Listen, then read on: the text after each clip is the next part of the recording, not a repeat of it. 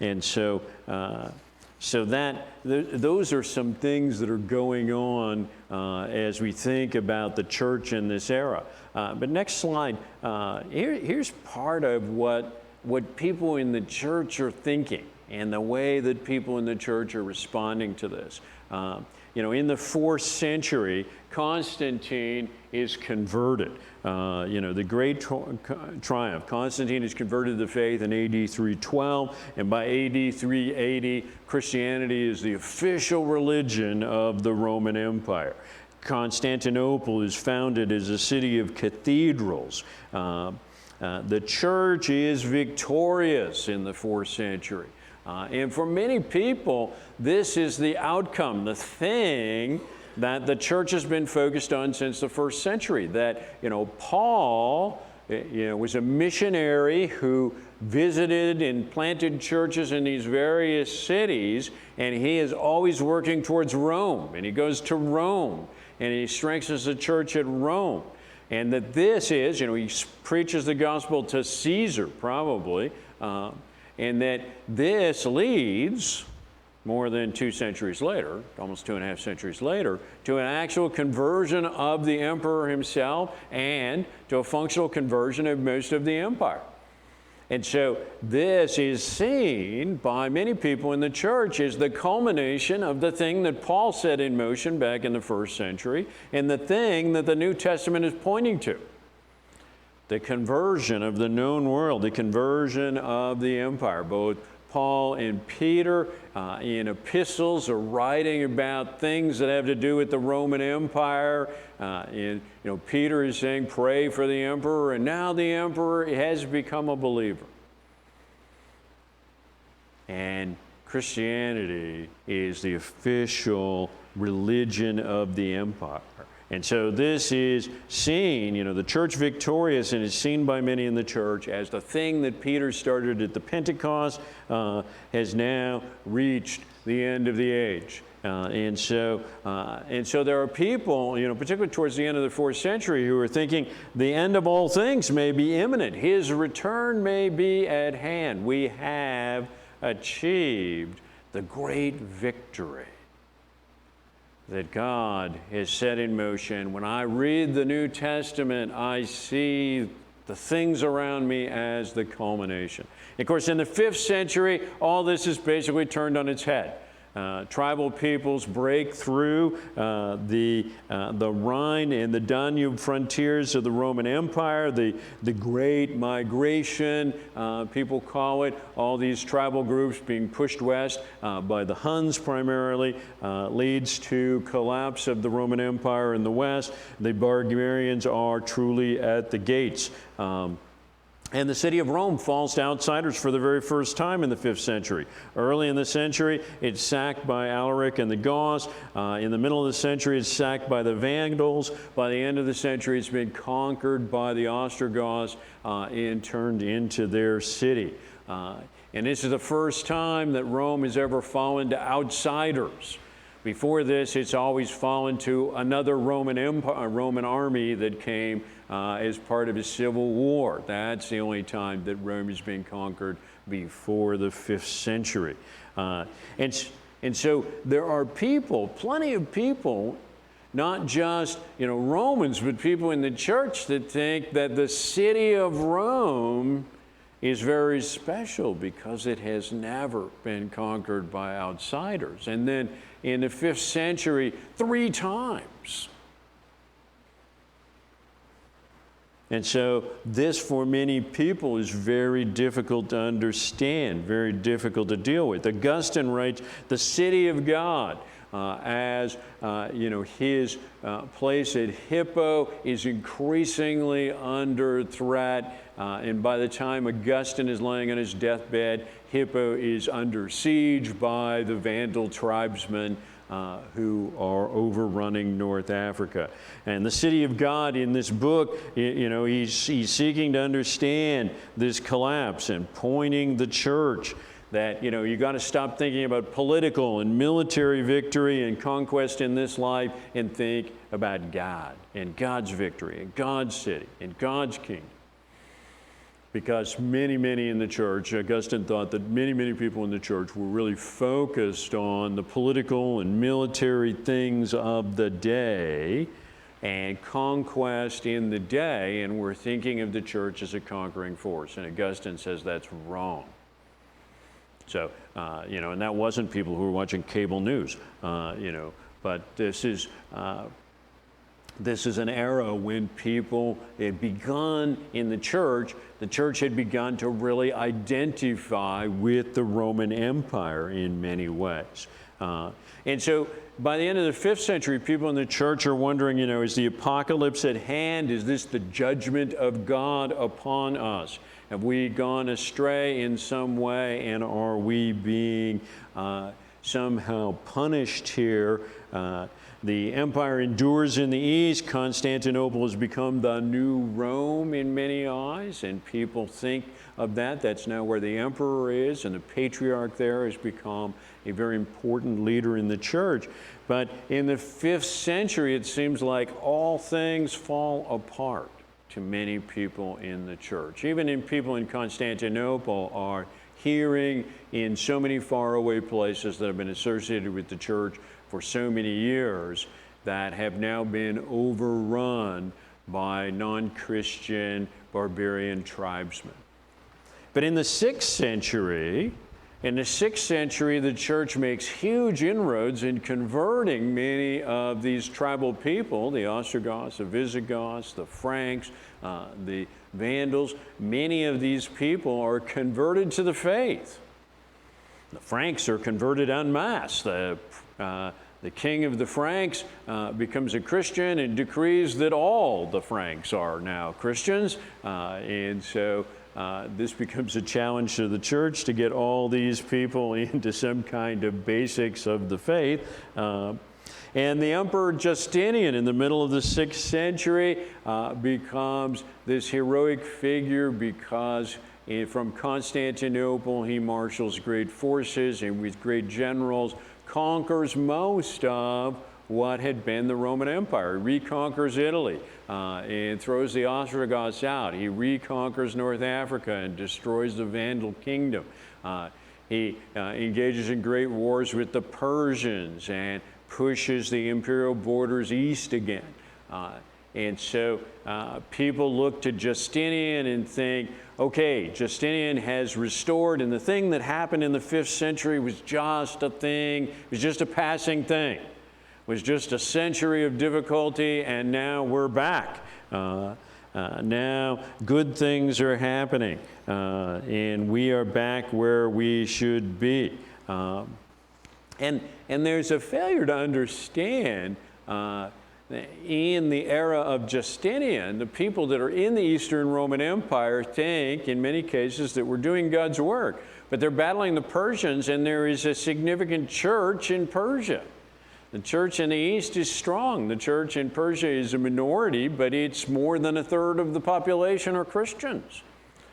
And the Eastern Empire reconquers Italy and destroys the Ostrogoth kingdom. The Ostrogoths, most of them have been converted to the faith. And so they're actually battling people that are Christians in a different strand of the faith and with a little different background. But these wars virtually exhaust imperial resources, and during the time of Justinian, you see the third great plague of the Roman era.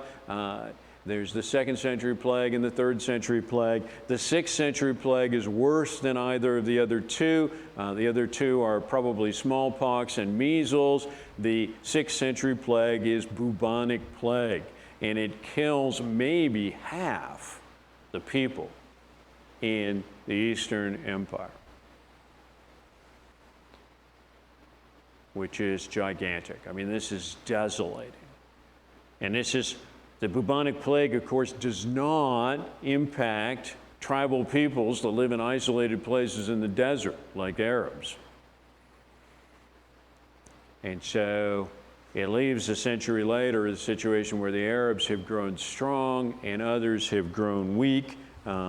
And so the triumphs of the 6th century are ephemeral. They don't last. It's People tend to think that this is a return to the status quo, return to truth, return to what we do.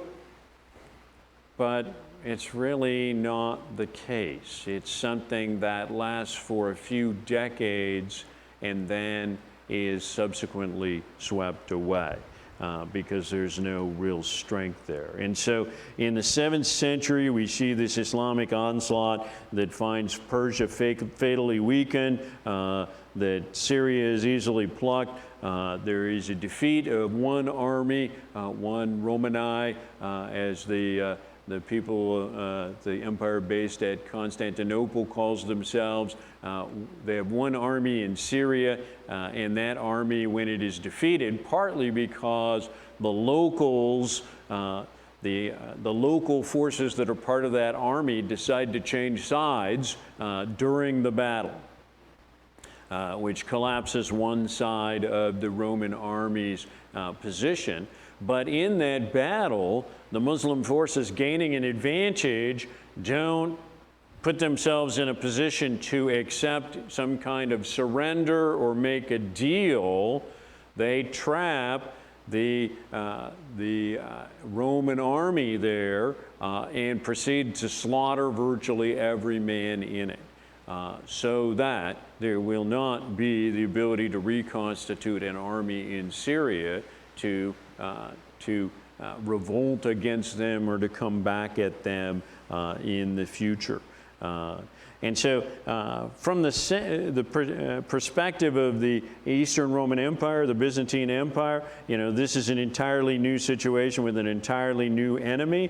I showed a slide a couple of times ago that showed, these are the empires and these are the players, and then, you got tribal peoples around the edge that don't matter very much, and the Arab tribesmen are part of that, and it turns out that they do matter a lot. But that's not apparent until the 7th century. It is only the middle of the 7th century when, a tribal people from the desert that have been ignored for centuries suddenly ride forth with great power and meet only weakness. And so this is a collapse that is beyond the understanding of many people in the church. And many people in the church think, what is wrong with the church and what is wrong with us? That these Muslim hordes might come out of the desert and that so many of the places that are so meaningful to the church would be so easily conquered and so easily fall by the wayside.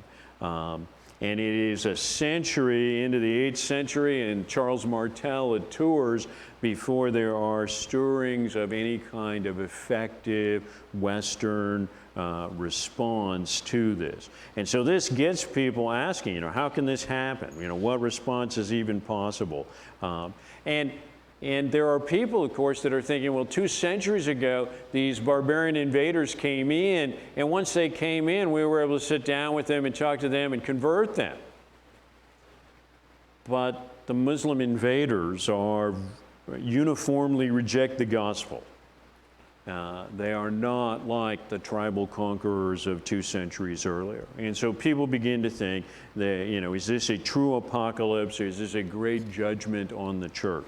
And so, this is the back and forth that runs in the post-patristic era here, which is the background. When you read the writings of people in the church, when you hear what people in the church are thinking about and talking about, these big flows back and forth are the things that people are always trying to understand, always trying to think about, always trying to get a hold of. And so Augustine's The City of God becomes the book of this era, becomes the thing that has been written that people look to and try to understand.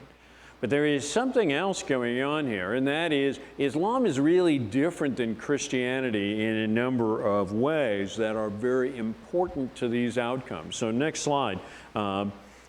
Philip Yancey, in writing a book, went around and talked to a lot of people, and he said he got this quote from a Muslim scholar, and he's never said who or where, but it's a great quote, and it's a great point. And And so whether this comes from a Muslim scholar or not, this is a fundamentally important point.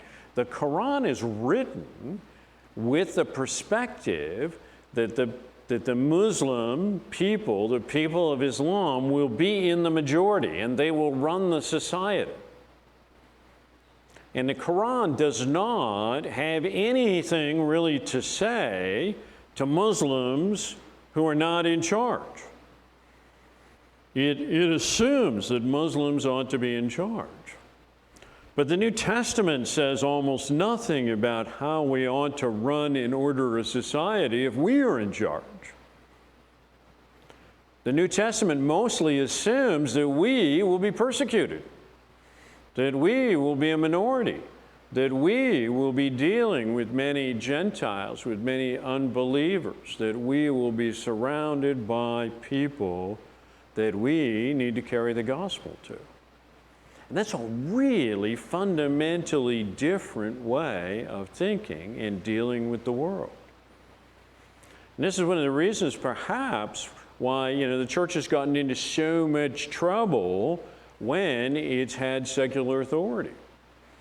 That, down through the ages, when the church has become the state in many ways, so much trouble has ensued. You think about the popes that are also secular princes, and really every pope has been a secular prince for 1,400 years. It's only been a question of how big the princedom is. Since 1870, when the modern nation of Italy was put together, the Pope has only been the secular prince of something called the Vatican City, which is a few acres in the middle of the city of Rome. But before that, for more than a millennia, the Pope was the secular prince of a kingdom in central Italy, which was of various sizes, but which was called the Papal States during that whole time, and is a piece of the story that matters. But the Pope in Rome has been a secular prince for 16 centuries.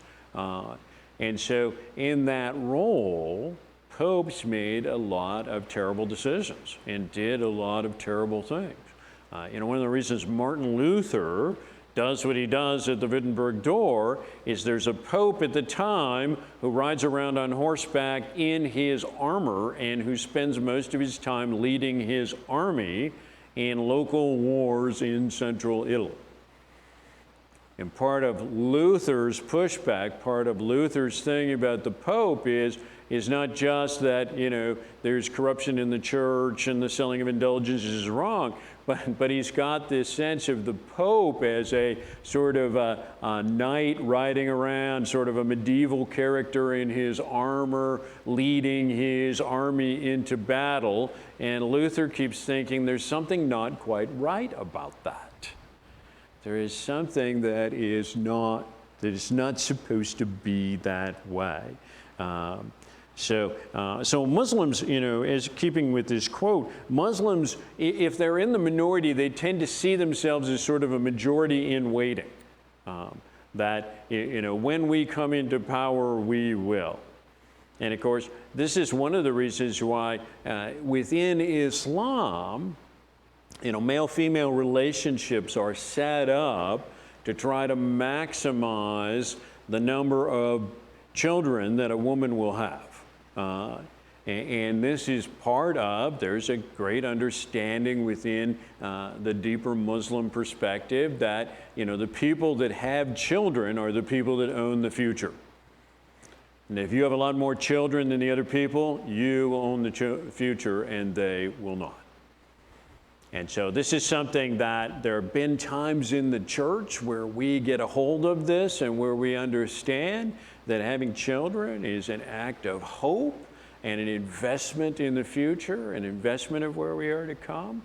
But there's a lot of times when we've lost track of that thread. And in the Islamic community, down through the ages, they have very, very seldom lost track of that thread. They have almost always been focused on the idea that if you have more children than the other guys, you own the future and you will become the majority. and that is there's a way to get to conquest there. The other thing that goes with this is, where are the places that the church has historically grown the most? And when you think of the great stories of church growth, many of them are in places and contexts where the church has been persecuted. Some of the greatest growth of the church in the Roman era came during the era of persecution. The great growth of the church in China over the last century has almost all occurred under persecution. When you look at the Chinese church in 1949, it was very, very small. You look at the Chinese church today, and it's gigantic. And that has happened entirely in an atmosphere where the church has been significantly persecuted. We believe that the church has grown partly by the blood of its martyrs, by the sacrifice of believers. And so that's different. That's a different way of thinking. And Islam is totalizing. Christianity changes your whole life, your whole perspective, all the things that you do. But Islam is more than that in the sense that it also requires that your politics and your other activities align with this larger thing. And so Islam brooks relatively little dissent within different groups, and the church has always had a much wider variety of perspectives and opinions. And let me give you a quote from Malcolm Muggeridge because it's a way of thinking about this that's really different. The Islamic forces went forth in the 7th century and have continued to go forth using, the sword, using imagery that is about power and about domination. Here's the thing that Malcolm Muggeridge says. He says, so when Paul starts off on his missionary journey, he consults with an eminent public relations man and says, I've got this campaign and I want to promote this gospel all across the Roman Empire. And the public relations man would say, well, you've got to have some sign of your faith. And Paul would say, well, I have got one. I've got the cross. And the public relations man would laugh his head off. You can't popularize a thing like that. It's absolutely mad. But it wasn't mad. It worked for centuries and centuries, bringing out all the creativity in people, all the love and disinterestedness in people, this symbol of suffering. And that is the heart of the matter. So we go forth in a symbol of torture and death, a symbol of suffering, not one of conquest. So these are some of the things that come out of the challenges to the church in the 7th and 8th century. And I'll talk a little bit more about that next time as we'll talk about some of the echoes of that. And next time, we'll also talk about, well, jump forward 2 slides. I want to get to, this is what happens at the close of the 8th century. So we'll talk about this next time. But you can see where this is going, right? Right? You can see what this adds up to, right? All right, well, come back next time, because this goes somewhere and it's really important. And all these pieces fit together. This is all part of a story, and all these pieces actually do fit together. Anyway, so I'll look forward to seeing you next time to talk about that. Anyway, Lord, we thank you for this day. We thank you for the time to be together. We thank you for the ways that in the midst of difficulty and challenge and the things of these days, that you have grown your church, that you have called your people, that you have done great things. And Lord, that you are the great eternal God. Lord, we thank you for this day and for this time together as your people. Amen.